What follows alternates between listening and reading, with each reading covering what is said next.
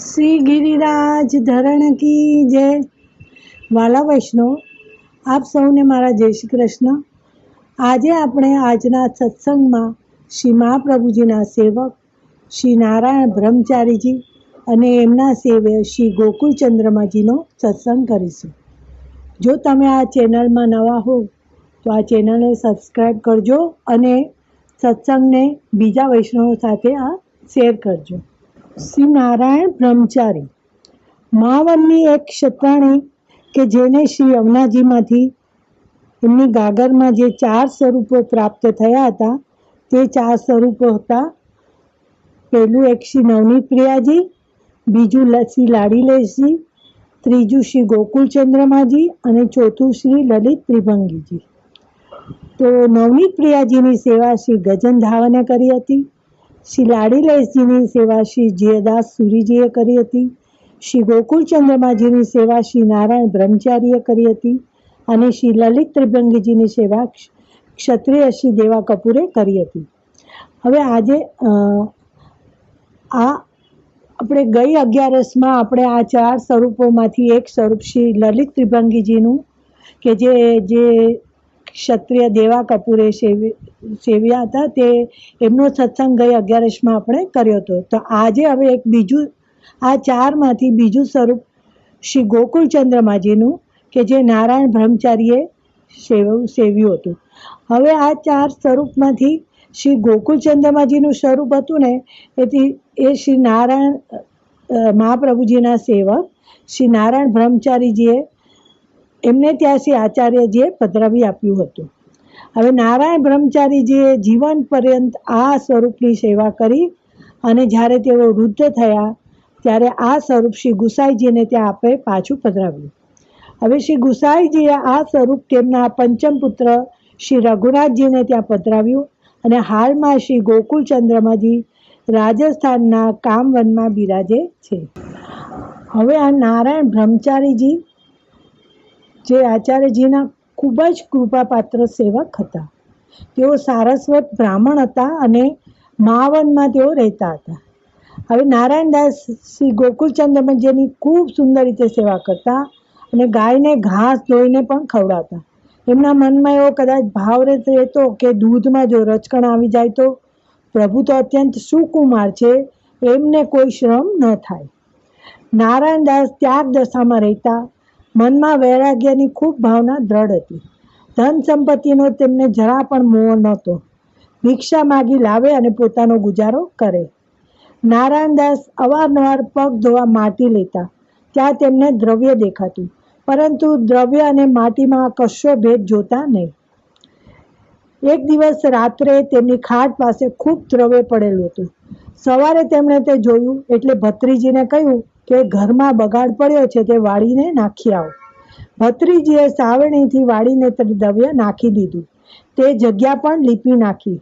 શાસ્ત્રોમાં દ્રવ્યને અગ્નિનો બગાડ કહેવામાં આવે છે, તેથી તેના પર માટી નાખી દઈને વૈરાગ્ય ભાવ પ્રગટ કર્યો. નારાયણદાસ શ્રી ઠાકોરજીના મુખની સુંદરતા જોતા જ પોતાનું દેહાનુસંધાન ભૂલી જતા. એમને આવી સ્વરૂપાશક્તિ હતી. ખૂબ તેઓ સેવામાં ચીવટ રાખતા અને ઠાકોરજીના સુખનો સતત તેઓ વિચાર કરતા હતા. હવે આ નારાયણદાસ બ્રહ્મચારીજી લીલામાં 16,000 અગ્નિકુમારિકા છે. તેના મુખ્ય રાધા સહચરીજી છે. તેમની સખી મધુરેક્ષણા એમનું નામ છે, એટલે તેઓ લીલામાં મધુરેક્ષણા સખી છે. અને મધુરેક્ષણાનો અર્થ શું થાય કે મધુર છે, ઈક્ષણા દ્રષ્ટિ જેમની, એટલે કે જેમની દ્રષ્ટિ ખૂબ મધુર છે. તે ઠાકોરજીના મુખની સુંદરતા જોઈને જ દેહનું ભાન ભૂલી જતા હતા. એવી એમની આ દ્રઢ આસક્તિ હતી. હવે એક વખત ચતુરા એમની એક ભત્રીજી હતી, એ એમની સાથે રહેતી હતી. એ ભત્રીજીનું નામ ચતુરા હતું. તે નારાયણદાસને ચતુરા ઘણી જ પ્રિય હતી. તેથી એ કે સામગ્રી કરવામાં ખૂબ ચતુર હતી અને હવે તે બાળ વિધવા થઈ, તેથી તે નારાયણદાસને ત્યાં રહેતી હતી. તે લીલામાં પણ તે ભત્રીજીનું નામ ચતુરાજ છે. હવે એક દિવસ નારાયણદાસે નાહીને મંદિરમાં જઈ શ્રી ઠાકોરજીને મંગળ ભોગ ધરી અને શૃંગાર કર્યા. શ્રી ઠાકોરજી મુખચંદ્રની શોભા જોઈ થાક પામી ઘણીવાર સુધી તેઓ જોઈ રહ્યા. પછી પૂછ્યું કે મહારાજ, આ ઘટા ક્યાં વરસશે? ત્યારે શ્રી ઠાકોરજીએ પ્રસન્ન થઈને કહ્યું કે શ્રી રઘુનાથજી ઉપર વરસશે. ત્યારે નારાયણદાસ ખૂબ પ્રસન્ન થયા. એટલે કે આ ઠાકોરજી હમણાં તો જે નારાયણદાસ સેવા કરી રહ્યા છે, પણ ભવિષ્યમાં તે ગુસાઈજીને ત્યાં જઈ અને ગુસાઈજી શ્રી રઘુનાથજીને આ સ્વરૂપ આપશે. એટલે એમ ઠાકોરજીએ કીધું કે આ ઘટા તો રઘુનાથજી પર વરસશે. ત્યારે નારાયણદાસ ખૂબ પ્રસન્ન થઈ ગયા. હવે એક સમયે નારાયણદાસે ગોકુળ ચંદ્રમાજીનો શૃંગાર કરી અને શૃંગાર ભોગ ખીરનો સિદ્ધ કર્યો. હવે થાળમાં પધરાવ્યા. એટલામાં એક વૈષ્ણવ વધાઈ આપી કે ગોકુળમાં શ્રી આચાર્યજી મહાપ્રભુજી પધાર્યા છે. ત્યારે નારાયણદાસ ગરમ ખીર ભરેલો થાળ શ્રી ગોકુળ ચંદ્રમાજીને ભોગ ધરીને શ્રી આચાર્યજીના દર્શન કરવા ગોકુળ જવા નીકળ્યા. ત્યાં આચાર્યજીને મહાપ્રભુ મહાવન પધારતા હતા, તેથી માર્ગમાં જ દર્શન થયા. નારાયણદાસે દંડવત કર્યા.